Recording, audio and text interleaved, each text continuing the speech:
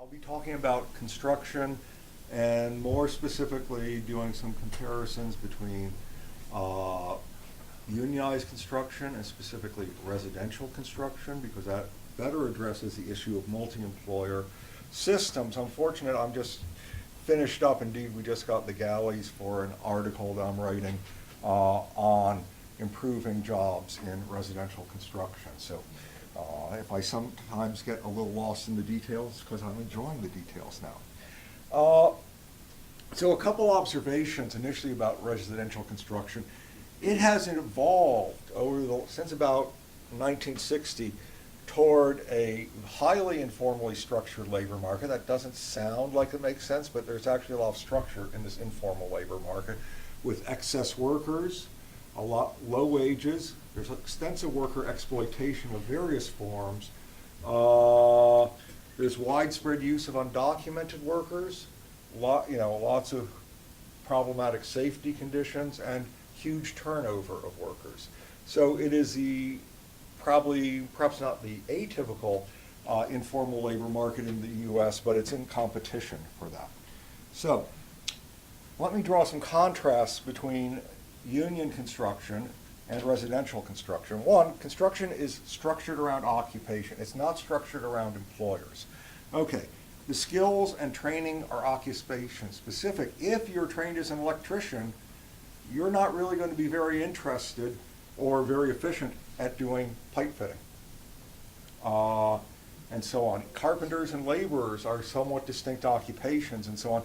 So the employment and the work is structured around occupation, and they're tied to that occupation rather than to the employer.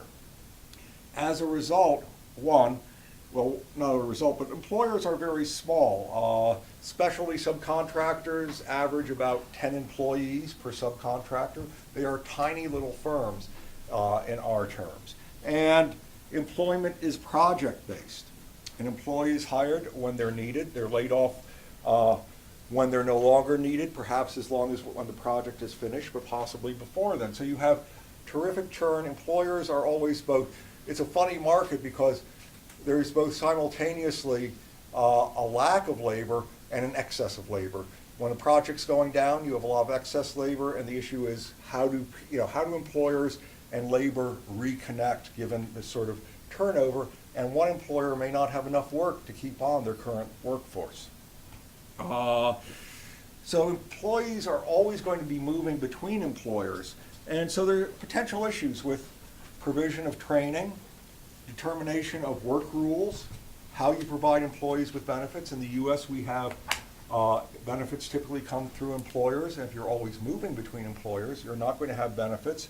There are going to be issues with training, and on the employer side, there are going to be issues of knowing what employees are actually capable of doing and getting access to employees when we need them. When we have a project, we may need 30 electricians next week, and we may not need them in 2 more weeks. So we have an issue of efficiently moving labor between organizations.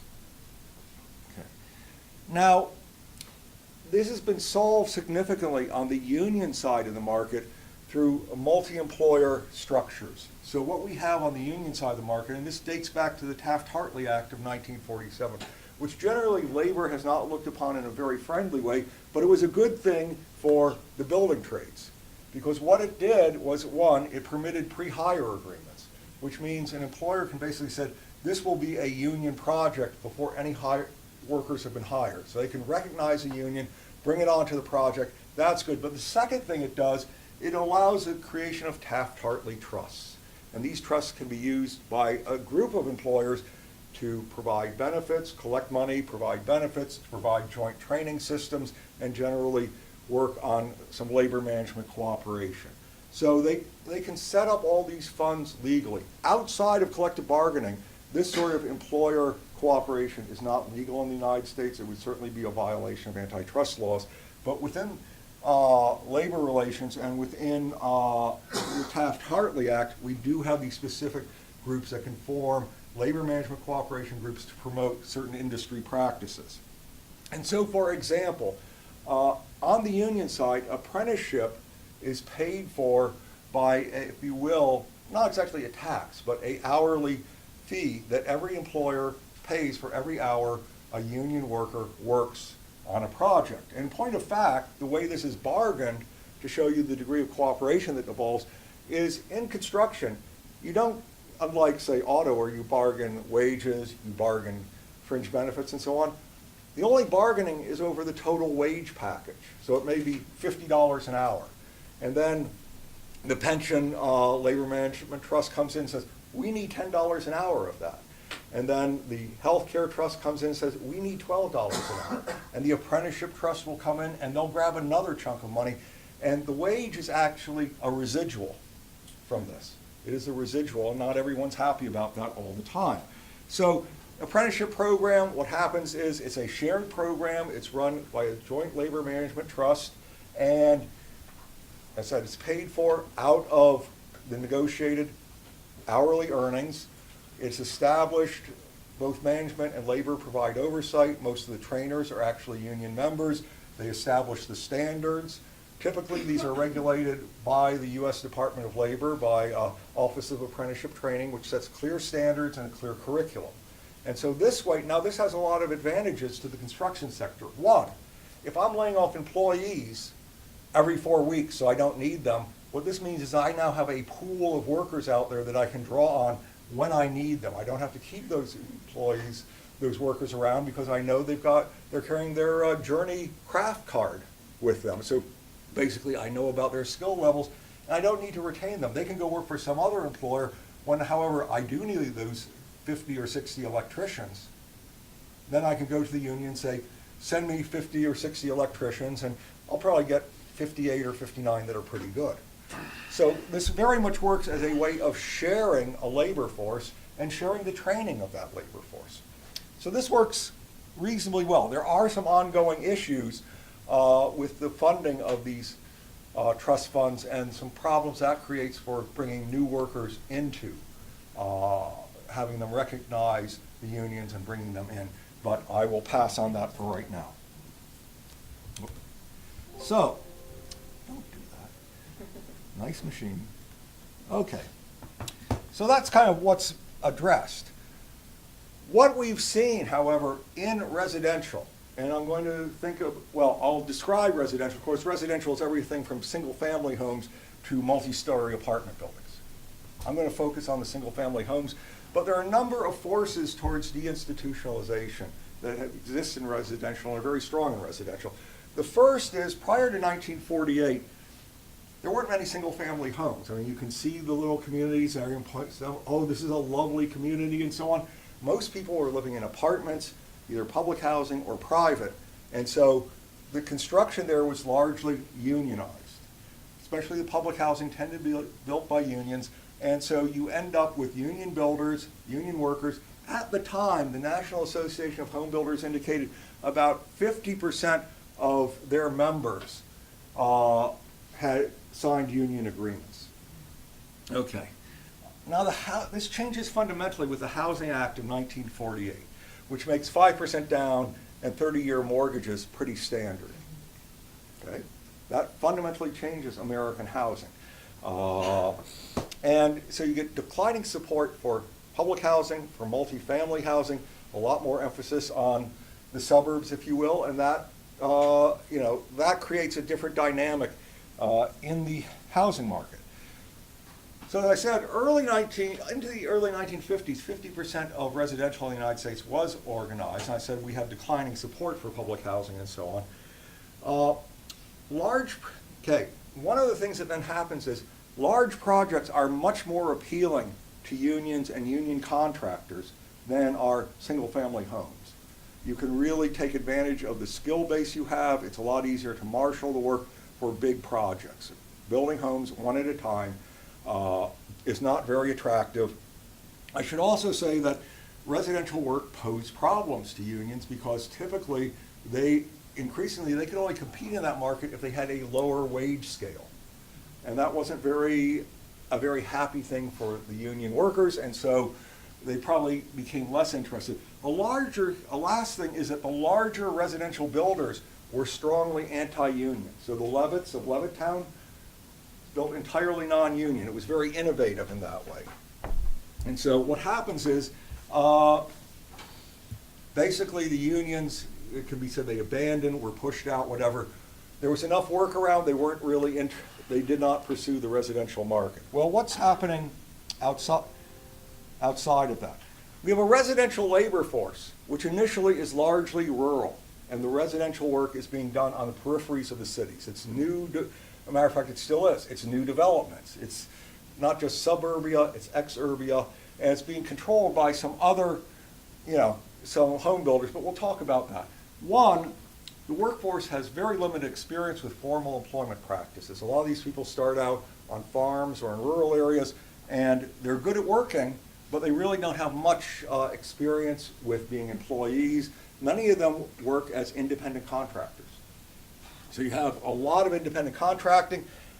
This becomes more of an issue because in the early 1980s, and we already had, the residential sector was already largely non-union, but what remains, basically starting in the early 1980s, we have increasing waves of undocumented workers moving into the U.S. And if, residential is the first industry one goes into if one's off out of a farm in Central America or Mexico, it's probably the second one. First you come here, you work ag, and then you start working residential construction because it's relatively low skill. So you have this different group moving in. This is initially in the Southwest and the South. It expands outward from there. And this creates terrific pressures towards informality. One, there's a lack of countervailing power on the part of employers or employees. The big players are the home builders, the Toll Brothers, the Pulte's, and so on. And they're only growing. Their basic strategy is to buy other smaller home builders and keep growing. This means that the small residential electrical contractor or plumbing contractor or framing contractor has no bargaining power with them. They're easily replaceable. And so what happens in that case is over time, and especially after the Great Recession, the informal practices become part of the industry's business plan. There's a large excess supply of labor, as I pointed out, lots of undocumented immigration, and there's also continual churn in that labor force as projects come and go. So what happens? One, you have tremendous, use of legal and also lots of illegal independent contractors. What's illegal? Someone who's actually working in a field, doesn't have tools of the trade, doesn't have any control, but that's very common. You have the rise of labor brokers, which is people who basically say, oh, you need 25 framers? I can bring you 25 framers, you'll pay me a percentage of it, and so on. And you also develop institutions that support evasion of labor standards. For example, Florida, there's a lovely report about how you can use methods you can use to avoid paying or providing legal workers' compensation coverage to your workers. And it has a lot to do with the use of facilitators and shell companies. It's really quite spectacular, and it's really an institution that's developed, and there's barely, there are barely any in the residential sector legal construction employers in Florida. So what's the outcome? Low compensation, no benefits, very widespread wage theft. What's wage theft? I'm a sub, I'm running a project, and I say, I'll pay you $12 an hour. I get to the end of the project, I've got $10 an hour for you. Got a problem? That's actually pretty common. I said, widespread use of independent contractors. You don't pay Social Security, you don't pay workers' comp, you don't pay unemployment, and you don't collect federal or state taxes. And so that both deprives governments of revenue and also places them, these workers in a very precarious position. When they're unemployed, they have no other income. Finally, about 25% of the residential construction force in the United States is undocumented. And that's large enough that it actually starts really affecting the operation of labor markets in the following sense. If that was 5%, practices might change a bit to adapt to it, but they would be 5%. You'd have 95% of the workers in that market with labor rights. They could go to wage and hour and start saying, I didn't get paid. When you're up at 25%, what's going to happen is if you complain to wage and hour, well, I think you know what's going to happen. You're not going to be hired to the next job. You'll probably be fired on that job because labor right, construction is not an industry where you have a strong sense of when you can and can't fire employees. The standard line in union construction is, I've never been fired, but I've been laid off while people were being hired. So there's a lot of movement. So you've got a very large group of extremely vulnerable workers in this industry, and that fundamentally alters the nature of labor, of employment relation in the industry. I'm going to say two more things. It's giving me the hairy eyeball. Okay. One is that this is, in thinking about the U.S. multi-employer structures, it doesn't really make sense to talk about multi-employer structures outside the context of collective bargaining. There is simply no way to do it. We don't have a legal structure that would permit employers to band together to provide benefits to employees if they were, except that there's a union they can bargain with. But more important, in the United States, the only reason you have multi-employer structures that deal with labor issues is where they are small employers who basically had to band together to prevent being whipsawed by the Teamsters or the UA or the IBEW. And so these multi-employer structures predated Taft-Hartley. They were there, and then with the Taft-Hartley structure in place, suddenly they could evolve into organizations providing training, benefits, and other things. So I think they're very useful. I don't see them coming to residential construction anytime soon, but one never knows. Thanks.